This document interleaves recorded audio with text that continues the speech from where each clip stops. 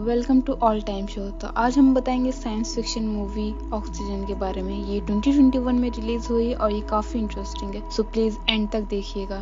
Movie शुरू होती है और हमें दिखाया जाता है एक पर्सन को जो कि पूरी तरह सील पड़ा होता है एक ककून जैसी चीज में, और अचानक से वो जाग जाता है।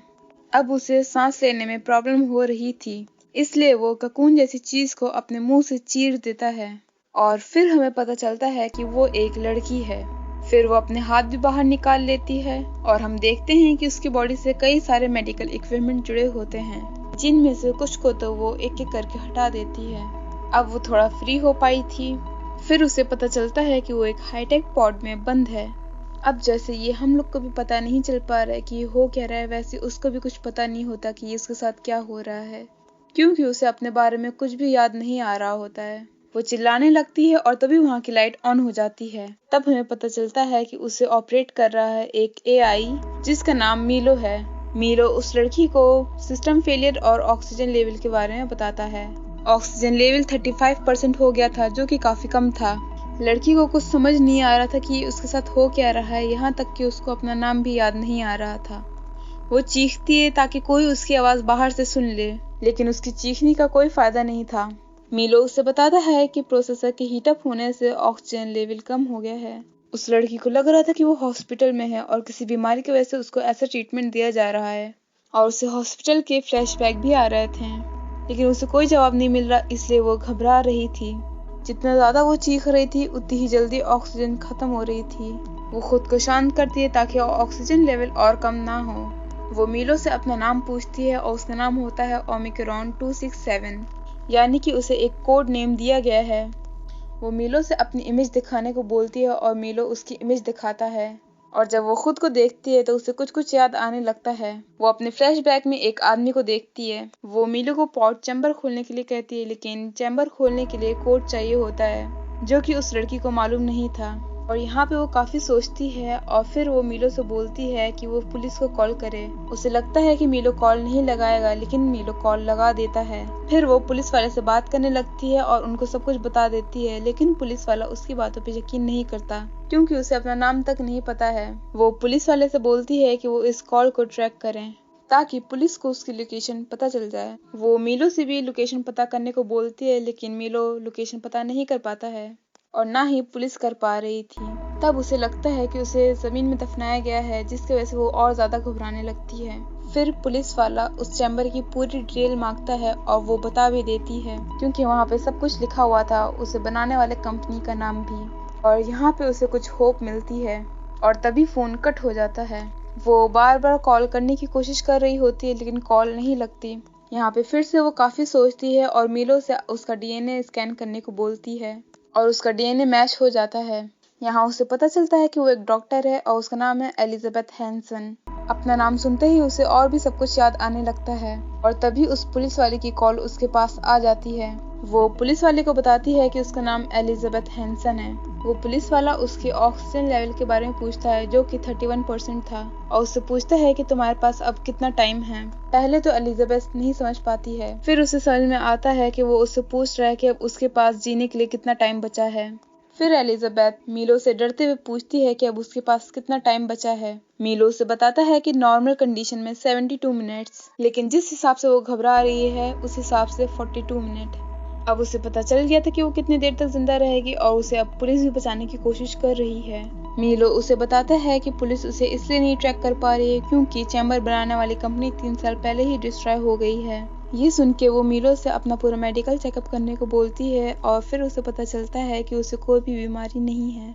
उसे इस चैम्बर में किसी बीमारी की वजह से नहीं, बल्कि जानबूझ के डाला गया है। ये जान के वो और ज्यादा घबराने और रोने लगी थी। फिर वो पुलिस वाले से बताती है कि इस चैम्बर को खोलने के लिए एक कोड चाहिए होता है। पुलिस वाला अपनी टीम को कोड पता करने के लिए भेज देता है, और यहाँ पे फिर से कॉल कट जाती है, और अब कॉल करने पे भी नंबर इनवैलिड बता रहा था। और जैसे ही ऑक्सीजन 30% से कम होता है, एक मैकेनिकल आर्म आके उसे इंजेक्ट करने की कोशिश करता है, लेकिन वो बच जाती है। अब ऑक्सीजन लेवल कम होता जा रहा था और उसे कोई रास्ता नहीं मिल रहा था, और इस बार वो अपना नाम सर्च करती है और उसे पता चलता है कि वो काफी जानी मानी डॉक्टर थी। उसे काफी अवार्ड्स भी मिल चुके हैं। यहाँ वो समझ जाती है कि किसी और ने नहीं, बल्कि खुद उसने अपने आप को इस चैम्बर में डाला होगा। किसी नए रिसर्च के लिए। वो अपना सोशल मीडिया चेक करती है और उसे एक फोटो मिल जाती है अपने हस्बैंड लियो फर्गसन के साथ, और यही आदमी उसे फ्लैशबैक में दिखाई दे रहा था। वो मिलो से कॉल करने को बोलती है लियो के पास, और फोन कोई औरत उठाती है। एलिजाबेथ बोलती है कि मैं उसकी वाइफ हूँ और मुझे लियो से बात करनी है। इतना सुनते ही वो औरत फोन काट देती है। फिर से कॉल करने पे कॉल उठाता है कोई आदमी, और वो ये बोलता है कि यहाँ पे दोबारा कॉल मत करना। इसके बाद उस नंबर पे कॉल लगती ही नहीं। अब यहाँ एलिजाबेथ अपने पैरों को फ्री करके चैम्बर को देख रही थी, तभी उसे अपने पैर के पास एक चूहा दिखता है, जिसे देख के वो काफी घबरा जाती है और सोचती है ये कहाँ से आ गया। और तभी हमें पता चलता है कि वो हेलोसिनेट करने लगी है। वहाँ पे कोई चूहा था ही नहीं। वो मीरो से फिर वही सिरिंज मांगती है जो मैकेनिकल आर्म उसे पहले लगाने वाला था, लेकिन मैकेनिकल आर्म से वो सिरिंज छीन लेती है।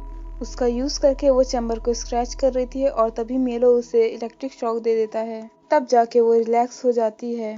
कुछ देर बाद उसे पुलिस वाले की कॉल आती है, लेकिन अब वो ये सोचने लग जाती है कि वो पुलिस वाला रियल है या वो फिर से हेलोसिनेट कर रही है। ये कंफर्म करने के लिए वो खुद को हर्ट करती है, और इससे कंफर्म हो जाता है कि वो रियल है। एलिजाबेथ बताती है कि उसका एक हस्बैंड भी है लियो, लेकिन पुलिस वाला बताता है कि उसकी कभी शादी ही नहीं हुई है। वो लियो फर्गसन सर्च करती है, लेकिन उसे कुछ भी नहीं मिलता। एलिजाबेथ अपना फिर से सोशल मीडिया चेक करती है, और उसमें लियो इस बार गायब था, यानी कि लियो भी उसके दिमाग का वहम है। अब वो बहुत ज़्यादा कंफ्यूज हो जाती है कि क्या रियल है और क्या नहीं। फिर उसे लगता है कि शायद इसमें किसी बड़े आदमी का हाथ है जो उसे मरवाना चाहता है।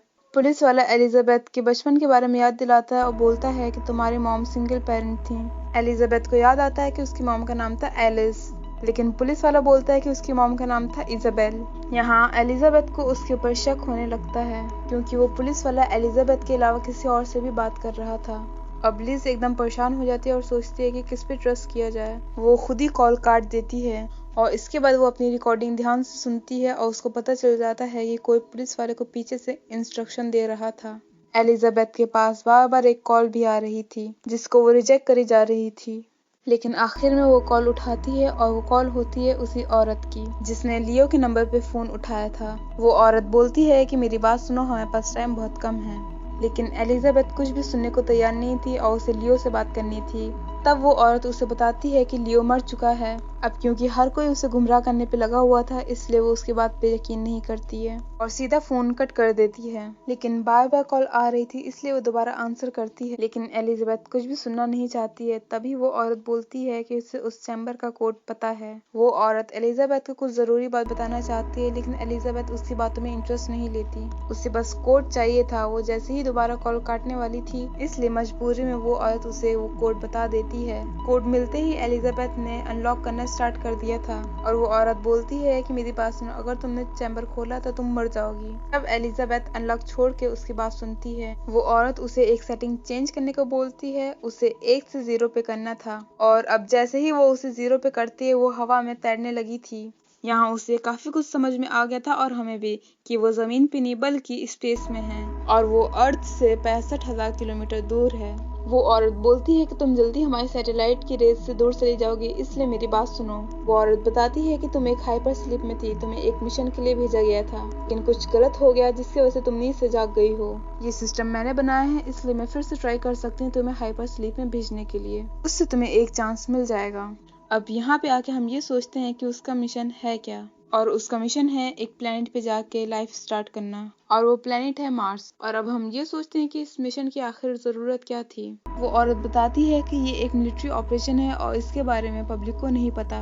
ये इसलिए किया गया क्योंकि 2 जनरेशन के बाद ह्यूमन रेस खत्म हो जाएगी, और अगर ह्यूमन रेस को जिंदा रखना है तो किसी दूसरे प्लेनेट पे जाके उनको बसना होगा, और यही इस मिशन का मोटिव है। और इसीलिए वो पुलिस वाला इसका टाइम वेस्ट कर रहा था, ताकि इसकी ऑक्सीजन खत्म हो और ये मर जाए। अब यहाँ पे हम सोचते हैं कि ह्यूमन रेस क्यों खत्म हो जाएगी। एक डेडली वायरस की वजह से, जो कि पूरी धरती पे फैल गया है, और डेली लाखों लोग मर रहे हैं। लियो भी इसी वायरस की वजह से मरा था। एलिजाबेथ के पास ज्यादा टाइम नहीं था, इसलिए वो औरत उसे बताती है कि उसे क्या करना है। सबसे पहले वो औरत देखती है कि वो कैसे जागी। प्रोसेसर हीट अप होने की वजह से ऑक्सीजन लेवल कम हो गई थी, जिसकी वजह से एलिजाबेथ जाग गई थी। उसका प्रोसेसर खराब हो गया था, इसलिए उसे दूसरे प्रोसेसर की जरूरत थी हाइपर स्लीप में जाने के लिए। इससे पहले कि वो औरत कुछ और हेल्प कर पाती, उसके घर में मिलिट्री वाले उसे पकड़ने के लिए आ गए थे। एलिजाबेथ को पता चलता है कि उसने इस मिशन में अपने आप को खुद डाला था, और फिर उसे याद आता है कि लियो ने मरने से पहले कहा था कि हम फिर से मिलेंगे। अब एलिजाबेथ सोचने लगती है कि इसका मतलब क्या है। अब इसी बीच वो अपने मॉम को कॉल करती है क्योंकि वो आखिरी बार उनसे बात करना चाहती थी और वो बात कर भी लेती है और ऑक्सीजन अब बची है सिर्फ 5%। फिर वो सोचती है कि वो अकेले कैसे ह्यूमन रेस को बचा लेगी दूसरे प्लेनेट पे जाके। वो मीलो से पूछती है कि ऐसे और कितने चैम्बर है। मीलो उसे बताता है 10,000 और तभी वो मीलो से बाहर का देखने को बोलती है। मीलो उसे दिखाता है और तभी उसकी चीख निकल जाती है क्योंकि उसके चैम्बर के सामने एक डेड बॉडी तैर रही थी। वो देखती है कि उसमें से कुछ चैम्बर तबाह हो गए हैं क्योंकि एक एस्टेरॉयड उससे टकरा गया था और इसी वजह से एलिजाबेथ के चैम्बर की भी ऑक्सीजन खत्म होने लगी थी। अब वो लियो को ढूंढने की कोशिश करती है और अपने दिमाग पे जोर डालती है और तभी उसे याद आता है कि लियो का नंबर 42 था। 42 चैम्बर एकदम सही सलामत था और उसके अंदर लियो भी, लेकिन लियो तो मर गया था। इसलिए वो काफी सोचती है और अपने बारे में सर्च करती है और उसको एक वीडियो मिलती है मेमोरी ट्रांसफर पे। इस पे वो काम कर रही थी। पहले उसने ये टेस्ट चूहों पे किया और वो टेस्ट सक्सेसफुल रही और जो औरत इस टेस्ट के बारे में बताई थी वो है एलिजाबेथ हैंसन, जो कि काफी बूढ़ी थी। और इसी दौरान हमें पता चलता है कि वो औरत जो इससे बात कर रही थी वो एलिजाबेथ हैंसन है। पता चलता है कि वो एलिजाबेथ नहीं है, वो एलिजाबेथ की क्लोन है और उसकी सारी मेमोरीज इसके अंदर डाली गई हैं और इसको इसलिए बनाया गया था ताकि ये ग्रह पे जाके दूसरी दुनिया बसाए।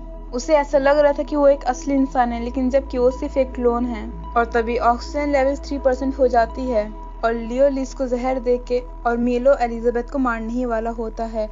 लेकिन तभी एलिजाबेथ अपने पेट पे लगा बेल्ट और सारे इंजेक्शंस निकालने लगती है क्योंकि उसी की वजह से मीलो एलिजाबेथ को मारने वाला था जहर देके और वो मरने से बच जाती है। और वो पहले प्रोसेसर को दूसरे प्रोसेसर पे डाल देती है हाइपर स्लीप के लिए, लेकिन उसने अपने बॉडी से सारे इंस्ट्रूमेंट निकाल दिए थे, इसलिए वो फिर से उन सबको अटैच करती है।